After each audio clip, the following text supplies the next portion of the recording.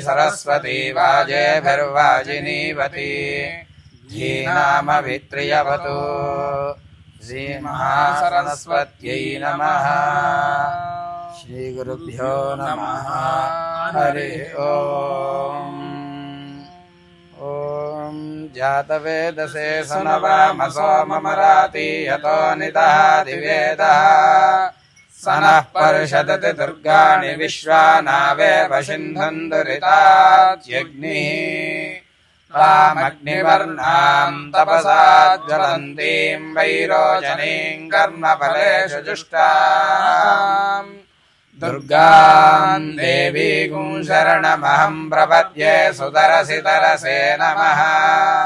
अग्ने त्वम् वारयानव्यो अस्मान् स्वस्तिभिरति दुर्गाणि विश्वा पूष्यवद्वे बहुलानवुर्वे भवातोकायतनयाय संयोः विश्वानि नो दुर्गः जातवेदः सिन्धुन्ननावादुरितादिवर्षे अग्ने अत्रिवन्मनसा गृणानोऽस्माकम् बोध्यविता तनूनाम् वृतनाजितकुंसहमानमुग्रमग्निगम् हवेम परमात्सधस्थात् स नः पर्षदति दुर्गाणि विश्वाक्षामद्देवोऽतिदुरितात्यग्निः प्रयत्नोषु गमेड्य अध्वरेषु सनात्यहोतानव्यः ससत्सि स्वाञ्चाग्ने तनवम् विप्रयस्वास्मभ्यम् च सौभगमायजस्व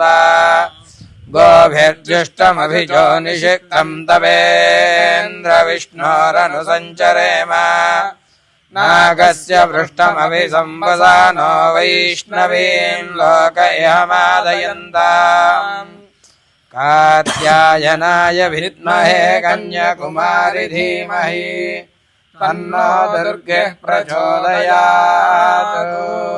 सहस्रपरमा देवी शतमूला शताङ्कुरा सर्वगुं हरतु मे पापं दूर्वातु स्वप्ननाशनी।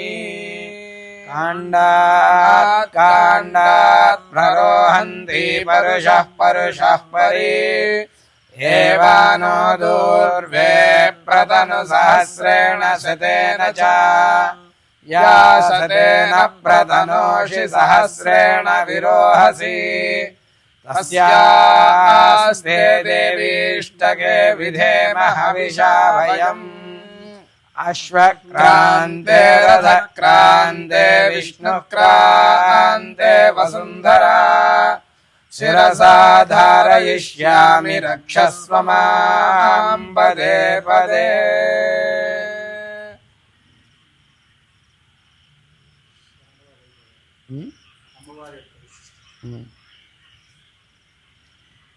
శ్రీ గురుభ్యో నమః.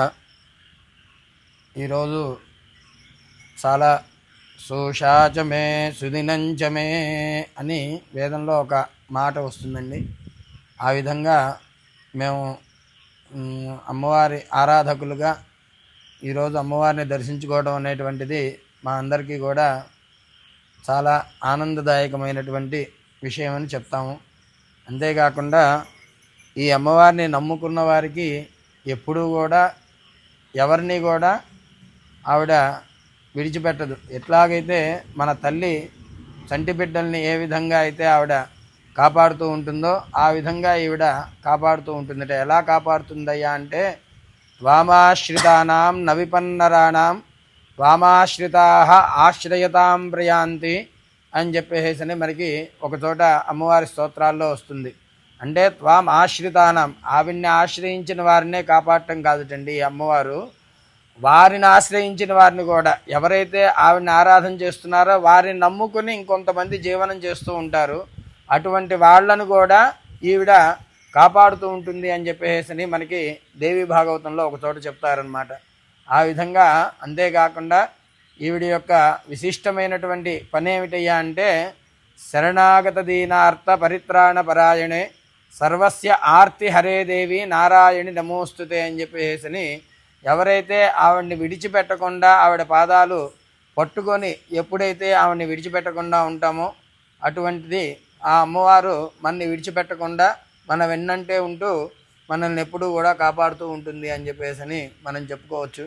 ఇటువంటి సందర్భంలో ఈరోజు ఈ రాజశ్యామల అమ్మవారిని మనం దర్శించుకోవడం అనేటువంటిది చాలా ఉత్తమమైనటువంటి ఎంతో మహోత్కృష్టమైనటువంటి భాగ్యం అనే చెప్పవచ్చు.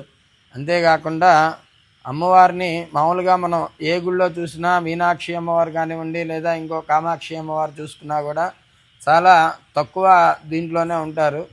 అంటే విగ్రహంలో ఎత్తులు మనం చూడకూడదు, కానీ చాలా తక్కువగా మనం దగ్గరికి వెళ్ళి దర్శించుకోవడం అనేటువంటిది చాలా అరుదుగా జరుగుతూ ఉంటుంది. లోపలికి వెళ్ళి పూర్తిగా మనం అమ్మవారిని అక్కడ దర్శించుకోలేం. కానీ ఇక్కడ అలా కాకుండా అక్కడంతా కూడా మీరు సరిగ్గా దర్శించుకోలేరు, చూడలేరయ్యా అని చెప్పేసి మనందరి కోసం ఈ యొక్క ప్రాంతానికి వచ్చి అమ్మవారు ఇక్కడ నివసించడం అనేటువంటిది మనందరి యొక్క అదృష్టమని చెప్పుకోవచ్చు.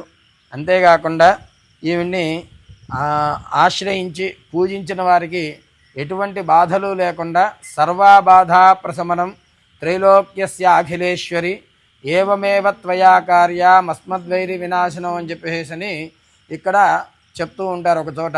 అంటే ఎన్ని బాధలు ఉన్నప్పటికీ కూడా ప్రశమనం అంటే అక్కడ విశేషం ఏంటంటే శమనము అనగా మనకి అమ్మవారు ఎట్లాగైతే మనం ఏదైనా ఒక ధునిలో ఒక పదార్థం వేస్తాం, అగ్నిహోత్రంలో ఒక పత్తి వేస్తాం లేదా ఒక పుల్ల వేస్తాం, అది ఏ విధంగా అయితే మనకి మళ్ళీ కనిపించకుండా ఇలైపోతుందో ఆ విధంగా ఈ అమ్మవారు మన యొక్క బాధలన్నిటినీ కూడా తీర్చేసేస్తూ ఉంటుంది. అంతేకాకుండా త్రైలోక్యస్య అఖిలేశ్వరి, ఆవిడికి చేతకానిదంటూ కూడా ఏమీ లేదనమాట. ఈ ముల్లోకాల్లో కూడా త్రిజగత్తులో కూడా ఆవిడే ఈ సృష్టికి మూల కారణమైనటువంటి సృష్టి స్థితి లయకారకులైనటువంటి ఆ ముగ్గురు పరమేశ్వరుల్ని కూడా ఈవిడ వెనకాల ఉండి వారందరినీ కూడా ముందుకు నడిపిస్తూ ఉంటుందన్నమాట. ఎట్లా నడిపిస్తోంది అంటే అందులో ఆ ఈశ్వరుడికేమో అర్ధభాగ శరీరంగా ఉండి, అట్లానే ఈ విష్ణుమూర్తికి ఆయన యొక్క శ్రీ విష్ణు హృత్కమల వాసిని అని చెప్పేసి ఆయన యొక్క హృదయ కమలంలో ఉండి, అట్లానే బ్రహ్మగారికి వారి యొక్క జిహ్వ మీద నాలిక మీద ఉండి ఈ యొక్క సృష్టి స్థితి లయల్ని ముందుటిని కూడా ముందుండి వాళ్ళని ఇదిగా చేసుకొని ఈవిడ నడిపిస్తూ ఉంటుందన్నమాట. అటువంటి ఆవిడ అక్కడ చెప్తూ ఉంటారు ఏమిటయ్యా అంటే అస్మద్ వైరి వినాశనం. ఇక్కడ వైరి అంటే ఈ ఇహలోకంలో మనం చూసేటువంటి ఈ పక్కింటి వాడో ఎరుగింటి వాడో లేదా మనకేదో చెడుపు చేయాలనుకున్నవాడో కాదు. మన శరీరంలో ఉన్నటువంటి కనిపించినటువంటి అరిషడ్ వర్గాలు 6 ఉంటాయి. ఏమిటయ్యా అంటే కామము, క్రోధము, లోభము, మోహము, మదము, మాత్సర్యము. వాటి గురించి మనం ప్రత్యేకించి చెప్పుకోవక్కర్లేదు. అది ప్రతి మానవుడికి కూడా, మానవుడే పుట్టిన ప్రతి ఒక్కరికి కూడా చాలా సహజంగా ఉండేటువంటిదే. ఒక మానవుడనే కాదు, ఏ జీవికైనా సరే దీంట్లో ఉండేటువంటి ఈ భూమి మీద ఉండేటువంటి ప్రతి జీవికి కూడా అవి ఉంటాయన్నమాట. అయితే కొన్ని వ్యక్తపరుస్తాయి, కొన్ని వ్యక్తపరచలేము అన్నమాట వాటిని. అందువల్ల ఆ యొక్క వాటన్నిటినీ కూడా ఆ అరిషడ్ వర్గాలన్నింటినీ కూడా ఈ అమ్మవారు మన దగ్గర నుంచి దూరం చేసేసి 7వదైనటువంటి ఈ 6 పోతే సప్తమం షడ్భిర్మనుష్యానాం సప్తమం దైవచింతనం అంటారు ఒక చోట. అంటే షడ్భిర్మనుష్యానం 6 రకాలుగా వీటన్నిటినీ కూడా మనం విడిచిపెట్టడానికి ప్రయత్నం చేస్తూ ఆ అమ్మవారిని కనుక మనం పూర్ణంగా ఉపాసన చేసినట్టయితే సప్తమం దైవచింతనం 7వసారికి ఈ 6టిని ఎప్పుడైతే దూరం చేసుకోగలుగుతామో, అందుకే మన శరీరంలో కూడా చూడండి మూలాధారము, స్వాధిష్టానము, అట్లానే అనాహత, మణిపూర, విశుద్ధ, ఆజ్ఞ, సహస్రారం అని చెప్పేసి మనకి కింద నుంచి పైదాకా ఇంట్లో ఉంటాయి మన చక్రాలు మన శరీరంలో. అట్లా ఆ చక్రాల్లో ఉన్నటువంటి ఒక్కొక్క దాన్ని ఒక్కొక్కటి ఆవిడ దూరం చేస్తూ చివరికి మనల్ని సహస్రారానికి తీసుకెళ్తుంది. అంటే ఆవిడ యొక్క పాద రేణువు దగ్గరికి మనల్ని చేర్చుకొని ఆవిడ యొక్క దీంట్లో మనల్ని అందరినీ కూడా ఆవిడ కృపకు మనల్ని అందరినీ కూడా భాగస్వామ్యం చేస్తుంది. అందువల్ల ఈరోజు ఇక్కడ మనం దర్శనం చేసుకుంటున్నటువంటి ఈ అమ్మవారిని చాలా విశిష్టంగా అందరము కూడా జై రాజశ్యామల, జై వారాహి అని చెప్పేసి నమస్కారం చేసుకుందాం. జై జగదంబే భక్తవత్సలే పరాత్పరే కరాణహేతో నమః పార్వతీపతయే హర హర మహాదేవ.